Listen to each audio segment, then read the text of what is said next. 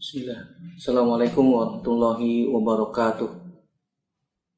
Alhamdulillah nahmaduhu wa nasta'inuhu wa nastaghfiruh wa na'udzu billahi min syururi anfusina wa sayyiati a'malina may yahdihillahu fala mudhillalah wa may yudlilhu fala hadiyalah. Asyhadu an la ilaha illallah wahdahu la syarikalah wa asyhadu anna Muhammadan abduhu wa rasuluhu la nabiyya ba'dah. Ya ayyuhallazina amanu taqullaha haqqa tuqatih wa la tamutunna illa wa antum muslimun. Amma ba'du.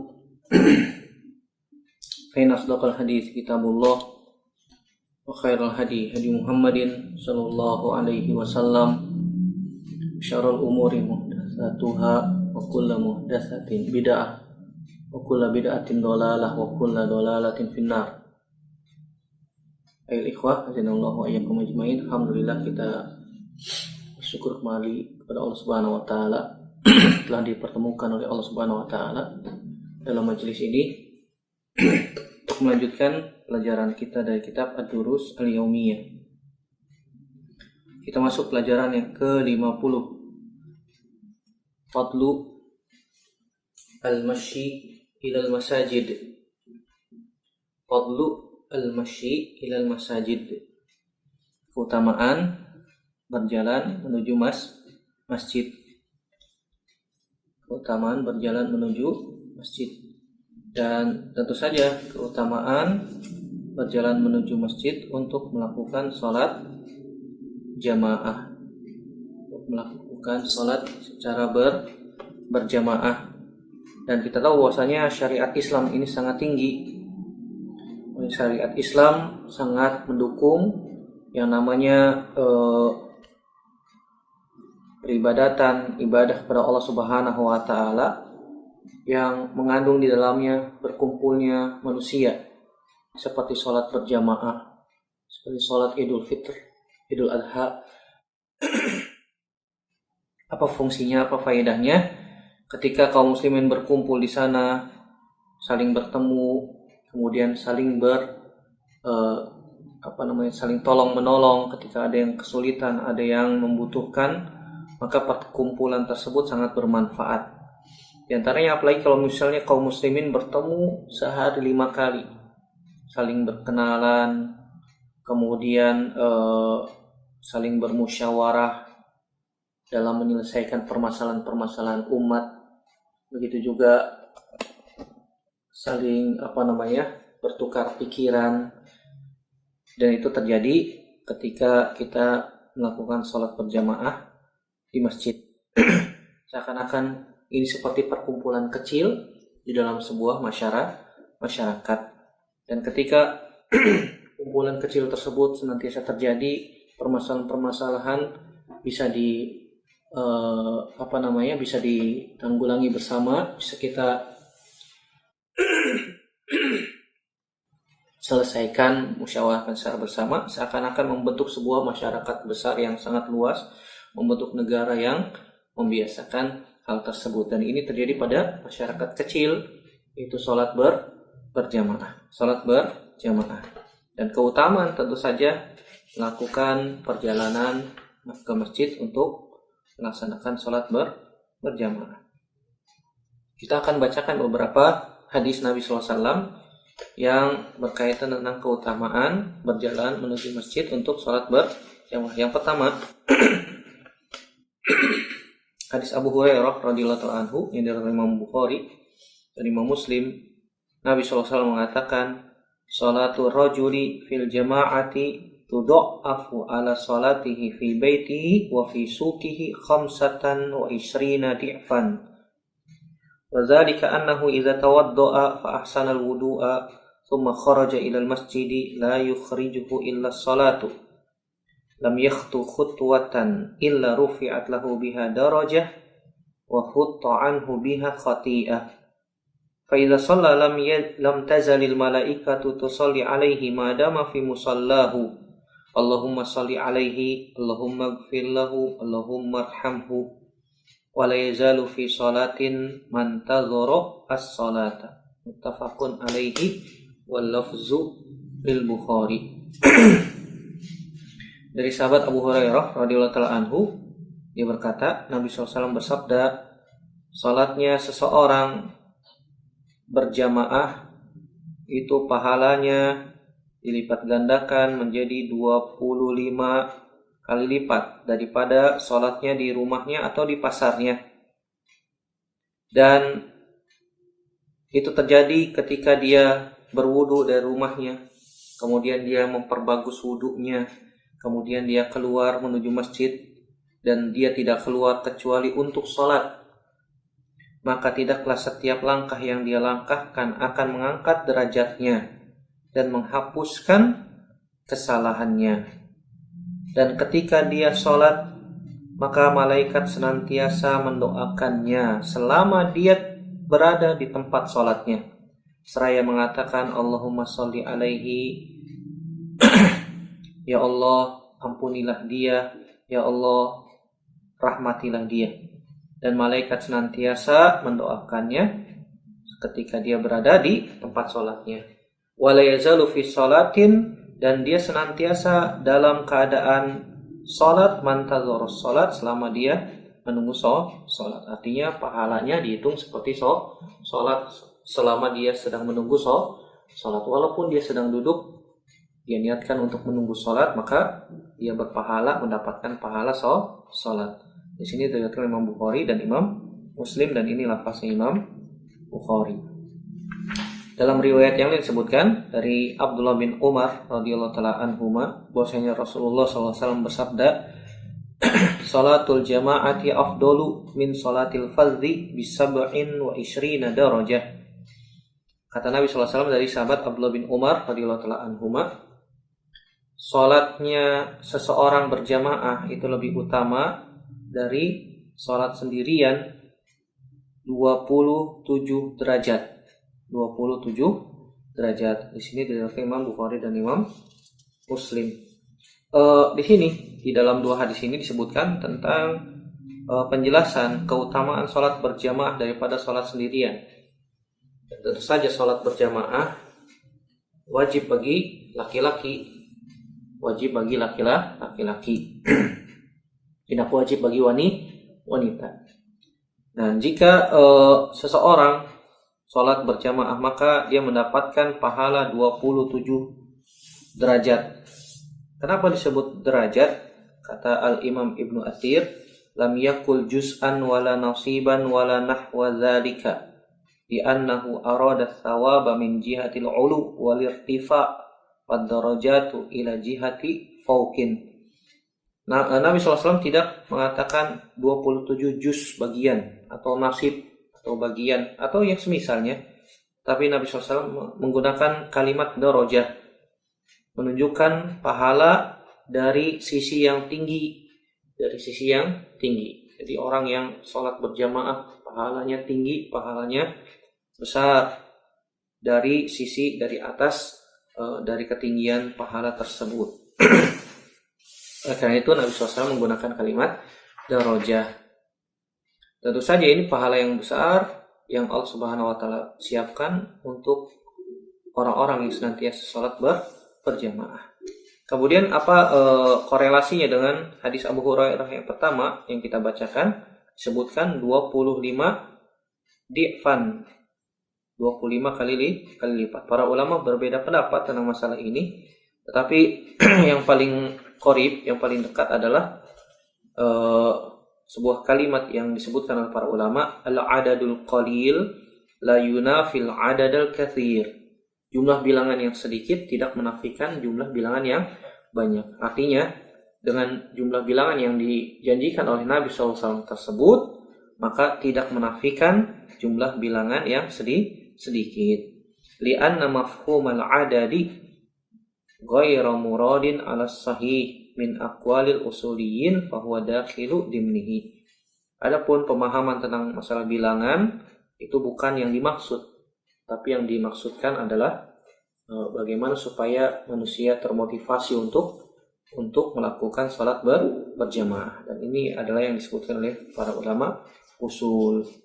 Allahu ta'ala a'lam bishawab. Dari dua hadis ini dapat kita ambil faidah. Yang pertama, fihi bayanu fadli salati ma'al jamaah. Di dalam dua hadis ini mengandung faidah penjelasan keutamaan salat berjamaah. Salat berjamaah. Disebutkan bahwasanya salat berjamaah pahalanya lebih besar, lebih banyak daripada salat sendiri. Yang kedua, fihi bayanu qillati thawabi salatil munfarid bin nisbati fi salatil jamaah. Penjelasan sedikitnya pahala salat orang yang sendirian, orang yang salatnya sendirian dibandingkan dengan orang yang salatnya berjamaah. 27 banding 1 atau 25 banding 1. Tetapi para ulama juga menyebutkan bahwasanya salat berjamaah bukan merupakan syarat sahnya salat. Annal jama'ata laysat syarton lis salat. Bahwasanya salat berjamaah bukan merupakan syarat sahnya salat. Fatujzi'u minal munfarid ala naqsi kabirin fi thawabiha. Di orang yang salatnya sendirian, maka itu mencukupi dia sah salatnya. Tetapi tentu saja dia terluput dari pahala yang besar. Kecuali kalau emang dia sedang ada uzur seperti misalnya sakit sehingga dia menyebabkan harus salat di rumahnya, maka ini tidak mengapa. Kemudian para ulama juga memberikan faidah anna kulla hadzal fadli min rif'atid darajat ahud al khataya wa istighfaril malaikah murattabun ala ihsanil wudu wal khuruj minal baiti ilal masjidi liqasdis salat biniyatin khalisah fasawabul mazkuru murattabun ala majmu'il a'mal walau khala minhu juz'un lam yatarattab alaihi ma dzakara minal ajr. Para ulama, setiap keutamaan yang disebutkan, diangkat derajatnya, dihapuskan dosanya, didoakan oleh malaikat, ini semuanya tentu saja murattabun, sudah merupakan satu paket. Paketnya apa saja? Yang pertama, dia ihsanul wudu, dia memperbagus wudu dari rumahnya. Jadi sunnahnya ketika kita ingin salat berjamaah, kita berwudu di rumah supaya pahalanya sempurna. Yang kedua, al-khuruju minal baiti ilal masjid liqasdis salat. Dia keluar dari rumahnya menuju masjid, tentu saja niatnya ingin melakukan salat biniyatin khalisah, dengan niat yang jujur, dengan niat yang benar. Fasawabul mazkur murattabun ala majmu'il a'mal. Dan pahala yang disebutkan dalam hadis Abu Hurairah tadi adalah sebuah paket yang kita akan dapatkan jika kita melakukan amal ini, memperbagus wudu atau menyempurnakan wudu di rumah. Dan yang kedua, kita keluar dari rumah menuju masjid dengan niat untuk melakukan sholat, tidak melakukan yang lain. Kalau ternyata paket ini tidak dilakukan sebagiannya, maka tentu saja pahalanya tidak seperti itu. Falau khala minhu juz'un lam yatarattab alaihi ma dzukira minal ajr. Kalau paketan yang tadi sudah disebutkan, dia menyempurnakan wudu di rumah, kemudian dia keluar dengan niat tidak yang lain kecuali salat, maka jika paketan tadi kurang, maka tentu saja pahala juga tidak sama ya. Wallahu ta'ala a'lam bishawab. Kemudian faidah selanjutnya, anna limuntazoris sholati thawabun man huwa fis sholati. Orang yang menunggu sholat, pahalanya sama seperti orang yang sholat. Pahala orang yang menunggu sholat sama seperti orang yang sholat. Allahu a'lam bishawab. Kemudian ada hadis yang lain dari Abu Musa al-Asy'ari radhiyallahu ta'ala anhu yang berkaitan dengan masalah ini. Bahwasanya Nabi SAW mengatakan, inna a'zaman nasi ajran fis salati ab'aduhum ilaiha mamsya fa'ab'aduhum. Akhrajahu Muslim. Dari Abu Musa al-Asy'ari radhiyallahu ta'ala anhu, dia berkata, Nabi SAW bersabda, sesungguhnya pahala salat, pahala orang yang salat yang paling besar adalah yang rumahnya paling jauh dan yang paling banyak melangkahkan kakinya menuju masjid. Inna a'zaman nasi ajran fis salati ab'aduhum ilaiha mamsya fa ab'aduhum.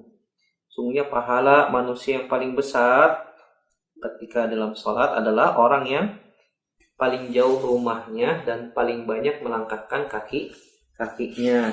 Ini diriwayatkan Imam Muslim. Oleh karena itu di sini mengandung keutamaan orang yang senantiasa berjalan menuju masjid dengan jalan kaki tentunya ya, dengan jalan kaki.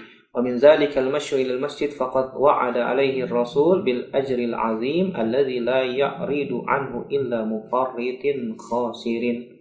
Di sini terdapat faedah keutamaan orang yang berjalan menuju masjid dan dijanjikan oleh Nabi SAW dengan pahala yang sangat besar yang tidak akan didapatkan kecuali orang yang bersungguh-sungguh mendapatkan pahala tersebut. Allahu ta'ala a'lam bishawab. Kemudian apa yang kita baca ketika kita keluar rumah? Ketika kita keluar rumah, hendaknya kita membaca sebuah doa yang diajarkan oleh Nabi SAW dari Anas bin Malik radhiyallahu taala anhu. Nabi SAW mengatakan ketika keluar dari rumahnya, Bismillahi tawakkaltu 'alallahi wala haula wala quwwata illa billahi. Yuqalu lahu kufita wa ukita wa hudita wa tanahha anhu syaitan fayaqulu lisyaitan akhar kaifa laka birajulin qad hudiya wa kufiya wa wukiya. Akhrajahu Abu Daud wa Tirmizi wa qala sahihun. Wa qala Ibnu Bas fi Tuhfatil Akhyar isnaduhu hasanun. Dari Anas bin Malik radhiyallahu taala anhu, dia berkata, Nabi SAW bersabda, barang siapa yang mengatakan atau berdoa ketika keluar dari rumahnya, Bismillahi, dengan menyebut nama Allah Subhanahu wa taala, tawakkaltu 'alallahi, aku bertawakal pada Allah Subhanahu wa taala, wala haula wala quwwata illa billah, tidak ada daya dan tidak ada kekuatan kecuali dari Allah Subhanahu wa taala. Maka dikatakan kepadanya, kufita, engkau telah dicukupi, wukita, dan engkau telah dijaga, wahudita, dan engkau telah diberikan hidayah. Wa tanahha anhu syaitan, dan syaitan pun putus asa ketika mendengar seorang manusia mengucapkan hal tersebut. Kemudian dia berkata kepada setan yang lain, kaifalaka birajulin qad hudiya wa kufiya wukiya.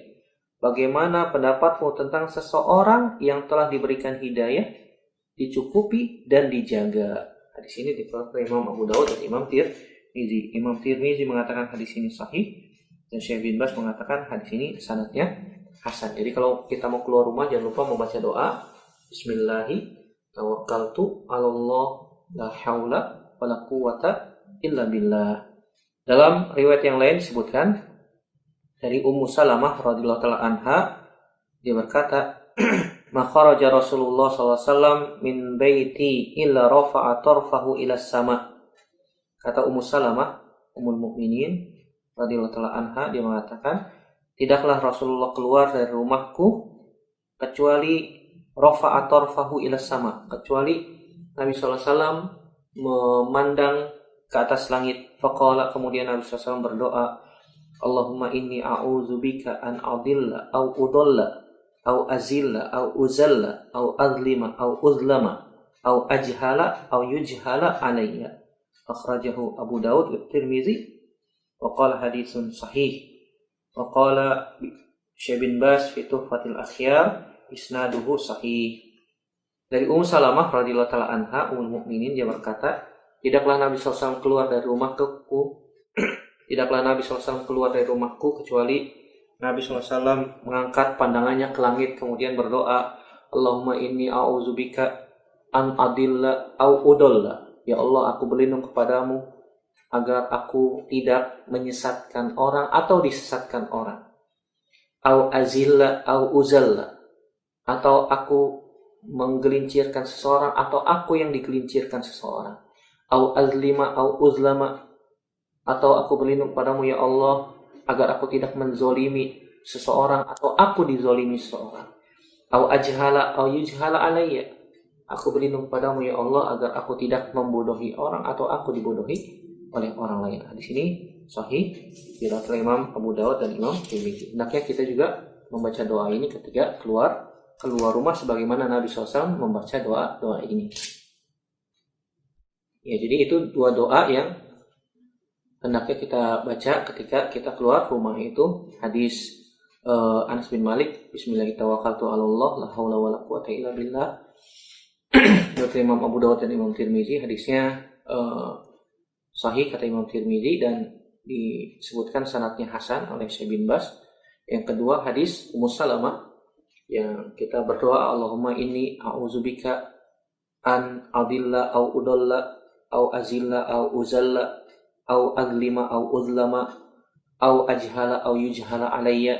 Ini hadisnya Ummu Salamah dari Imam Abu Dawud dan Imam Tirmizi. Imam Tirmizi mengatakan hadisnya hasan, hadisnya sahih, dan Syekh bin Bas mengatakan sanadnya juga sahih. Maka kita pun berusaha untuk membaca doa tersebut jika keluar rumah. Adapun hukum tentang wanita sholat di masjid, maka ada sebuah hadis Nabi SAW yang menyebutkan bahwasanya boleh seorang wanita untuk sholat berjamaah di masjid selama aman dari fitnah. Kita akan bacakan hadisnya, yaitu hadis Abdullah bin Umar radhiyallahu taala anhuma dari Nabi SAW. Nabi bersabda, "Idza sta'zanat ahadukum imra'atuhu ilal masjid fala yamna'ha." Faqala Bilal ibnu Abdillah, "Wallahi lanamna'uhunna."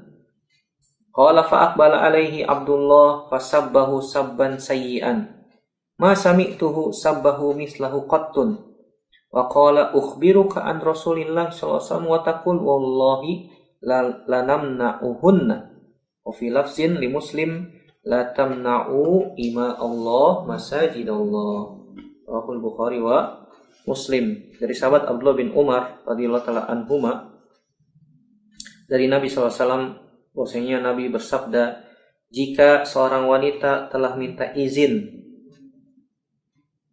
kepada kalian untuk keluar menuju masjid, maka jangan dilarang.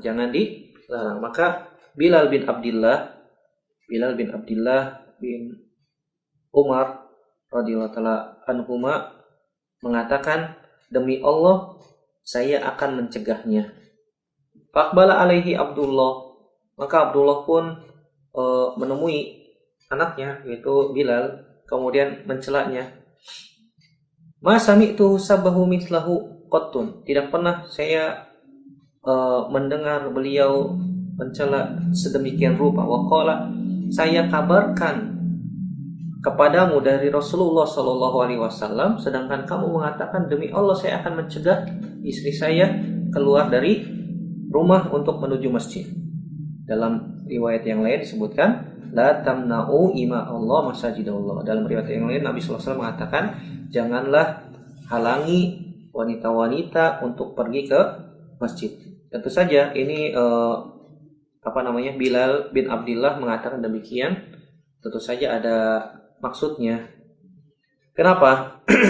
Di sini Abdullah bin Umar meriwayatkan dari Nabi SAW tentang hukum keluar wanita untuk keluar menuju masjid.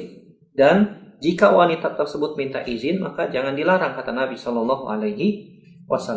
Adapun salah satu anaknya Abdullah bin Umar yang ketika itu mendengar hadis Nabi SAW dari Abdullah bin Umar ini, ketika di zamannya telah berubah, tidak seperti zaman Nabi SAW. Kenapa? Karena pada zamannya Bilal bin Abdillah ini banyak wanita yang berdandan, banyak wanita yang memakai wangi-wangian, banyak wanita yang memfitnah lelaki. Oleh karena itu Bilal bin Abdillah mengatakan, demi Allah saya akan larang istri-istri saya atau anak-anak perempuan saya keluar dari rumah menuju masjid. Kenapa? Karena zaman tersebut sedang terjadi fitnah banyak. Fitnah apa? Wanita suka dandan, wanita suka memperlihatkan kecantikannya dan seterusnya. Oleh karena itu Bilal bin Abdillah mengatakan hal yang demikian. Fa fahima abuhu min kalamihi annahu ya'tarib. Abdullah bin Umar memahami dari perkataan anaknya ini seakan-akan menentang sunnah Nabi SAW. Oleh karena itu Abdullah bin Umar marah. dan mencela anaknya. Qala ukhbiruka an Rasulillah, aku mengabarkan kepadamu dari Rasulullah SAW, sedangkan kamu mengatakan wallahi lanamna'uhunna, demi Allah saya akan larang mereka. Tentu saja ini kenapa alasan Bilal bin Abdullah mengatakan demikian, karena pada zaman tersebut banyak fitnah wanita yang suka berdandan dan suka memperhias dirinya, sehingga tidak diizinkan oleh Bilal wanita-wanita mereka dari istri mereka ataupun anak-anak perempuan mereka untuk keluar dari rumah menuju masjid. Walaupun secara hukum asal boleh, boleh selama tidak ada fitnah, Wallahu a'lam bishawab. Dari hadis ini kita bisa ambil pelajaran bolehnya seorang wanita pergi keluar rumah menuju masjid untuk sholat berjamaah jika sudah izin. Jika diizinkan silakan, maka jika tidak diizinkan maka lebih baik sholat di rumahnya. Sebaik-baik tempat sholat bagi wanita adalah di rumahnya. Yang kedua, jawazu al-iznilaha ma'adami zinati wal amni minal fitnah. Bolehnya kita memberikan izin kepada wanita untuk sholat di masjid selama aman dari fitnah dan tidak berdandan. Ingat, wanita boleh berdandan tapi seperlunya. Untuk sekedar menghilangkan bau badan boleh. Tapi kalau misalnya dia menggunakan wangi-wangian yang berlebihan sehingga orang bisa mencium wangi-wangian tersebut, maka ini terlarang. Ini terlarang. Sama seperti wanita pezina, kata Nabi Shallallahu Alaihi Wasallam. Yang ketiga, faedah yang bisa kita ambil, jawazul izni li mujarradis salat. Bolehnya memberikan izin hanya sekedar salat saja. Adapun selainnya maka tidak diperbolehkan, ya. Allahu ta'ala a'lam bishawab. Jadi wanita boleh melakukan salat berjamaah di masjid jika aman dari fitnah dan telah diizinkan oleh walinya. Allahu ta'ala a'lam bishawab. Ini saja yang bisa kita bahas pada pertemuan kali ini. Semoga bermanfaat. Aqulu qouli hadza astaghfirullah li wa lakum. Subhanakallahumma wa bihamdika asyhadu an la ilaha illa anta astaghfiruka wa atubu ilaik. Wassalamualaikum warahmatullahi wabarakatuh.